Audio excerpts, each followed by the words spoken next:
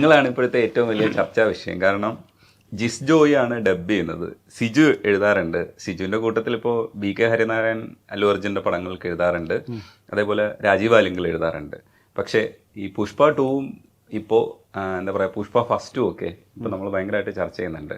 ഫസ്റ്റിലെ പാട്ടുകൾ ഭീകര ഹിറ്റായിരുന്നു. ഇപ്പോൾ അതിനേക്കാളും വലിയ കൊടൂര ഹിറ്റ് എന്നൊക്കെ പറയുന്ന രീതിയിലേക്ക് മാറുന്നുണ്ട്. അപ്പോൾ നമുക്ക് ആദ്യം ഒരു പാട്ട്, ശ്യാമ പാട്ട് പാടുമെന്ന് എനിക്കറിയാം. മിഴിയഴക് നിറയും രാധ എന്ന് പറയുന്ന സൂപ്പർ ഹിറ്റ് പാട്ടാണ്. ആ പാട്ട് പാടിയ ശ്യാമയെ ഞാൻ ഇന്റർവ്യൂ ചെയ്തിട്ടുണ്ട്. ഇതും ഒരു ശ്യാമയാണ്. ഈ ശ്യാമ ആ ശ്യാമ. അപ്പൊ ശ്യാമയിൽ എന്തോ ഒരു സംഗതിയുണ്ട്. എനിക്കൊരു കഥയും കൂടെ ചകയാനുണ്ട്. ഞാൻ ചകഞ്ഞോളാം പതിയെ. ആദ്യം പാട്ട്. മിഴിയഴക് നിറയും രാധ, മൊഴിയഴക് പൊഴിയും രാധ, കണ്ണന്റെ മനസ്സിൽ വന്നിരുന്നവൾ, നീലക്കടമ്പിൻ ചോട്ടിൽ നീരുന്നു, നീരദവർണ്ണനായി ഞാൻ വരുന്നു. രാധയെക്കുറിച്ചും കൃഷ്ണനെ കുറിച്ചും ഒത്തിരി പാട്ടുകൾ വന്നിട്ടുണ്ട്. ഇപ്പോൾ മയിൽപീലിയിലെ രാധതൻ പ്രേമത്തോടാണോ കൃഷ്ണ നമ്മൾ രാധ പാട്ടുകൾ, അതെ, ഏറ്റവും കൂടുതൽ നമ്മൾ പറയാറുള്ള പാട്ടാണ്.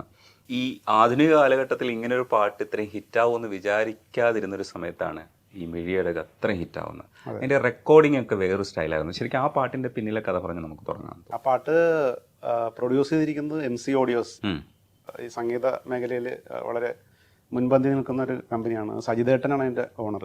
അപ്പോൾ ഞാൻ സജിതേട്ടന് വേണ്ടിയിട്ട് ഒത്തിരി വർക്കുകൾ ചെയ്തിട്ടുണ്ട്. ഭക്തിഗാനങ്ങൾ ഒത്തിരി എഴുതിയിട്ടുണ്ട്. അപ്പോൾ ഒരു ദിവസം സജിതേട്ടൻ വിളിച്ചിട്ട് ഇങ്ങനെ എനിക്കൊരു ട്യൂൺ അയച്ചു തരികയാണ്. നമുക്ക് അർജന്റായിട്ട് ശ്രീകൃഷ്ണ രാധ പ്രണയ സങ്കല്പത്തിലുള്ളൊരു പാട്ട്, അത് കുട്ടികളൊക്കെ ഏറ്റുപാടുന്നത്, ഒരു കുഞ്ഞായിരിക്കും പാടുന്നത്, കുട്ടി ഗായികയായിരിക്കും. അപ്പോൾ ആ രീതിയിലൊന്ന് എഴുതണം എന്ന് പറഞ്ഞിട്ട് എനിക്ക് അയച്ചു തരികയായി. അപ്പം എനിക്ക് അറിയുന്നില്ല ഇതൊരു വലിയ ഹിറ്റായി മാറാൻ പോണൊരു പാട്ടാണ്. പെട്ടെന്ന് അത് കേട്ടപ്പോൾ മനസ്സിലേക്ക് ഓടി വന്ന വരികളാണിത്. ഞാൻ അറിയാതെ ചെയ്തു, അറിയാതെ അങ്ങനെ ഒരു പാട്ട്. പക്ഷെ അതിങ്ങനെ ഒരു ഹിറ്റ്. അതെ അതെ, ഞാൻ പോലും എനിക്ക് അത്ഭുതമായി പോയിട്ട്. കുറച്ച് നാൾ കഴിഞ്ഞിട്ട് ഈ പാട്ടം കൊണ്ട് ഇറങ്ങി പെട്ടെന്നാണ് അതങ്ങോട്ട് വൈറലാകാൻ തുടങ്ങി. അന്ന് ഇതുപോലെ സോഷ്യൽ മീഡിയ ഒന്നും അത്ര ആയി വരുന്നുള്ളൂ, തരംഗമായിട്ട് വരുന്നുള്ളൂ. അങ്ങനെ ആ കാലഘട്ടത്തിൽ ചെയ്ത പാട്ടാ.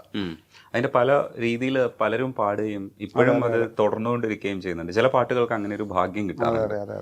അല്ലു അർജുനിലേക്ക് വരുമ്പോൾ കഴിഞ്ഞ പ്രാവശ്യം സാമി ഹിറ്റായിരുന്നു. അതിലെ എല്ലാ പാട്ടും ഹിറ്റായിരുന്നു കേട്ടോ. ഒരു പാട്ടായിട്ട് എടുത്തു പറയാൻ പറ്റാത്ത രീതിയിൽ കൊടൂര ഹിറ്റുകളാണ്. ശ്രീവല്ലി പാടിയിട്ട് നമുക്ക് പുഷ്പയിലേക്ക് വരാനുണ്ട്, പുതിയ പുഷ്പയിലേക്ക് വരണം.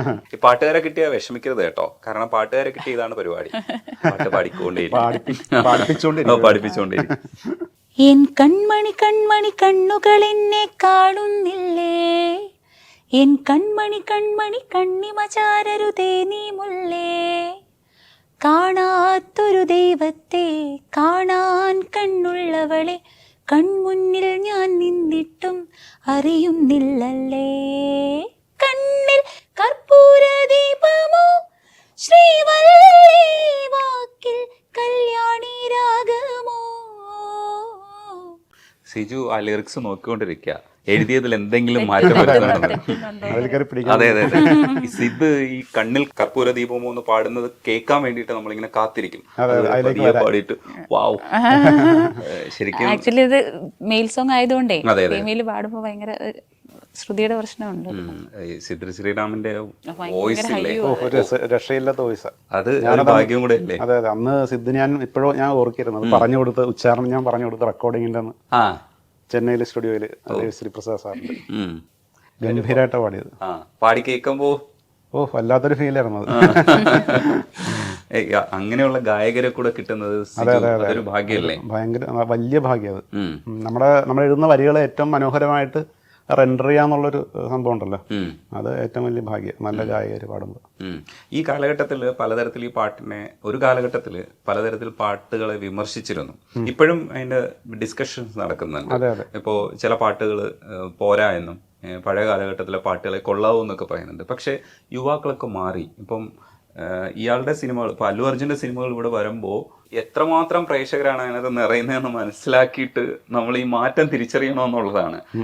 എനിക്ക് തോന്നുന്നു ആദ്യം ഞാൻ കാണുന്നത് ആ കണ്ടേ അഴകാപുരം, ആ എന്താ കണ്ടേ ആശാപുരം എന്ന് പറയുന്ന പാട്ട്, ആര്യയിലെ പാട്ട് രാജീവ് ആലിംഗൽ എഴുതി. അത് ടെലിവിഷൻ വരുമ്പോൾ ഇതേ തരത്തിലുള്ള ചർച്ച അന്ന് ഉണ്ടായിരുന്നു. ഇപ്പൊ എത്ര വർഷങ്ങളായി. എനിക്ക് തോന്നുന്നു ആര്യ 2 സിജു ആണ് എഴുതിയത്.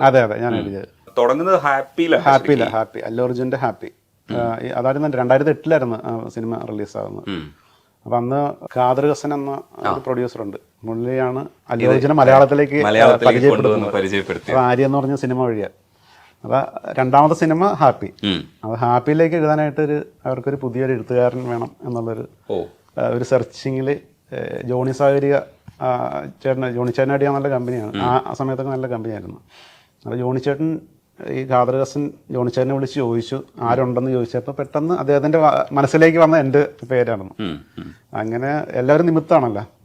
അപ്പം അങ്ങനെ എന്നെ സജസ്റ്റ് ചെയ്യും. ഞാൻ തിരുവനന്തപുരത്ത് ചെന്ന് അപ്പോൾ എന്നോട് പറഞ്ഞ് ഒരു പാട്ട് എഴുതി നോക്കിയിട്ട് നമുക്ക് കൊള്ളാമെങ്കിൽ ബാക്കി പാട്ടുകൾ എഴുതാമെന്ന് പറഞ്ഞു. അങ്ങനെ ഹാപ്പി, അടിപൊളി ലുക്കായാൽ ഹാപ്പി, ലുക്കൊന്ന് ക്ലിക്കായാൽ ഹാപ്പി, അങ്ങനെ ആണ് ആ വരികൾ തുടങ്ങുന്നത്. അത് ഞാൻ വീഡിയോ കണ്ടിട്ടാണ് ഞാൻ എഴുതുന്നത്. അപ്പോൾ ഈ ചുണ്ട് അനങ്ങുന്നതനുസരിച്ച് കറക്റ്റായിട്ട് വാക്കുകളും വരണം അവിടെ. അപ്പോൾ ആ ഒരു വെല്ലുവിളി എന്ന് വെച്ചാൽ വലിയൊരു വെല്ലുവിളിയാണ്. സാധാരണ നമ്മള് ട്യൂൺ അനുസരിച്ച് എഴുതാറുണ്ട്, എഴുതിയിട്ട് ട്യൂൺ ചെയ്യാറുണ്ട്. ഇങ്ങനെ പല പല രീതികളാണല്ലോ.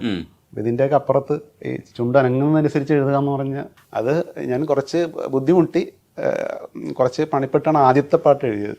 പക്ഷെ അത് എഴുതി വന്നപ്പോൾ അതിൻ്റെ ഒരു വല്ലാത്തൊരു അഭ്യാസമല്ല. അതിൻ്റെ ഒരു ടെക്നിക്ക് എന്താണെന്ന് പതിയെ എനിക്ക് മനസ്സിലാകാൻ തുടങ്ങി. അത് അക്ഷരങ്ങളുടെ എങ്ങനെ എവിടെയൊക്കെ. അപ്പം അത് എഴുതി അവർക്ക് ഇഷ്ടപ്പെട്ടു.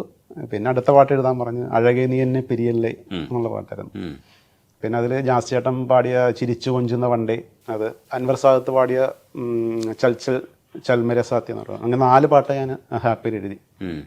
അങ്ങനെയാണ് എന്റെ എൻട്രി ഇതിലേക്ക് വരുന്നത്. അതൊരു ഡബിങ് സിനിമയിലൂടെയാണ് എൻട്രി വരുന്നത് സിനിമ രംഗത്തേക്കുള്ള. അത് രസമുള്ളതാണ്. ഈ സാമി പാടുമെന്നുള്ളത് എനിക്കറിയാം. ഈ ഇന്റർവ്യൂ മൊത്തം ഇങ്ങനെയാണ് കേട്ടോ. ഇതിന്റെ ഫോർമാറ്റ് തന്നെ ഇങ്ങനെയാണ്. ഇടയ്ക്ക് പാട്ട്, ഇടയ്ക്ക് വർത്താനം. പാട്ട് പാടുന്ന ഒരാളെ കൈ കിട്ടാൻ വേണ്ടി നമ്മളിങ്ങനെ കാത്തിരിക്കുക. സാമി പാടാം. സാമി സൂപ്പർ ഹിറ്റ് അല്ലേ? നീ ആമി ആമി എന്ന് വിളിക്കേ കാന്തയോ ഞാനെന്നും തോന്നി സാമി എൻ സാമി, ഞാൻ സാമി സാമി എന്ന് വിളിക്കേ കാന്തനു നീ എന്നോ തോന്നി സാമി എൻ സാമി, നിൻ പിറകെ പിറകെ പോകുമ്പോളേ, നിൻ പിറകെ പിറകെ പോരുമ്പോളേ തിരുപ്പതി മല കയറി വരുന്നപ്പോൾ സ്വാമി, നിൻ ചാരെ ചാരിയിരിക്കുമ്പോൾ നീ പരമേശ്വരനാണെന്നും തോന്നി സാമി. ഈ വാക്കുകളൊക്കെ കണ്ടുപിടിക്കുന്നത് തലച്ചോറിനകത്ത് ഇത് വരുന്നതാണ് കുറച്ച് പണിയുള്ള പരിപാടിയല്ലേ? അത് എന്താണെന്നറിയത്തില്ല. അത് ആ സമയത്ത് ഒരു ട്യൂണിംഗ് ഉണ്ടല്ലോ. ആ ട്യൂണിങ്ങിൽ എല്ലാം കറക്റ്റ് ട്യൂണിങ്ങിൽ എത്താൻ നേരത്ത് ചിലപ്പോൾ പെട്ടെന്ന്, ചില സമയത്ത് പെട്ടെന്ന് വരും, ചിലപ്പോൾ കുറച്ചൊന്ന് ആലോചിക്കണം. എന്താ പറയുന്ന ലിപ്പ് അനുസരിച്ച് ചിലക്ക് ലിപ്പുള്ള പാട്ടായിരുന്നു നന്നായിട്ട്. ഈ സാമി സാമി എന്നുള്ള പാട്ട് ആ സമയത്ത് എങ്ങനെയൊക്കെ വരുന്നു.